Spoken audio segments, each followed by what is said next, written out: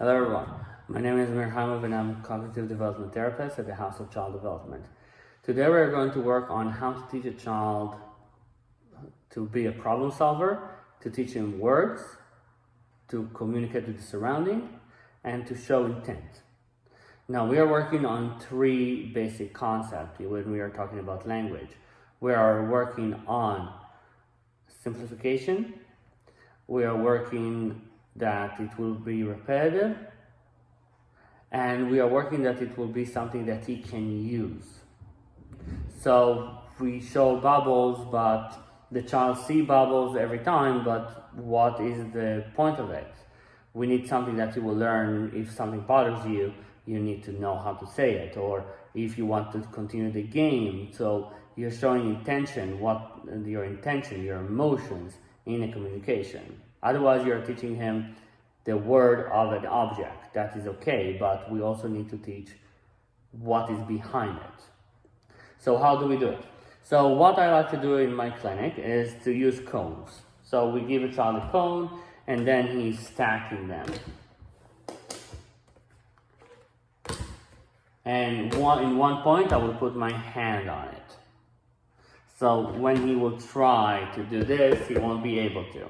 And what a child who is nonverbal will do, he will try to pull my hand, he will try to bite it, he will try to do everything, just not saying the word. So how do we encourage him to say the word? So first of all, if he doesn't have the word, we want to teach him the gesture. The gesture is like even put his hand on your hand and do this, and say move. If he's nonverbal, he will always do that for you.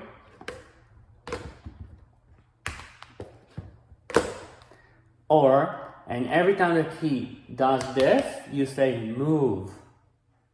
And if he learned the word already, he will say to you, move.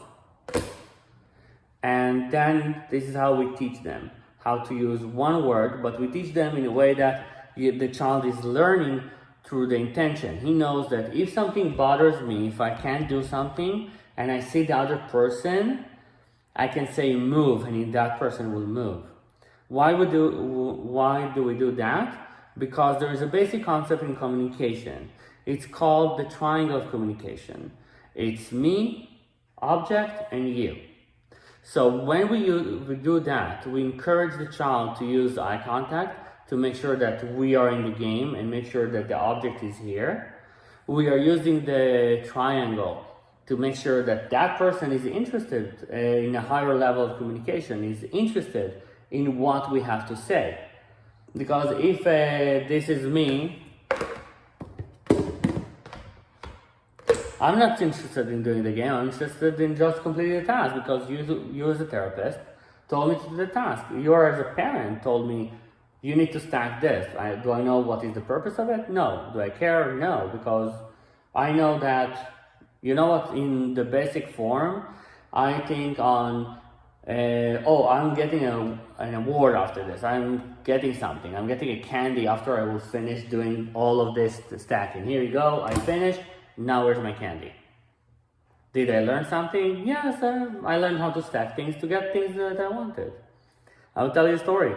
One of my clients went to a basketball tournament with her son, and she opened a candy box for her child, and the child sat nicely, and she didn't understand why. And then she realized, when he sits nicely, the therapist that works with him gives him candy. This is why he does it.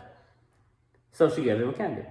But did he learn how to communicate, how to adjust to a surrounding? No, he learned candy equals sitting nicely. That's what he learned.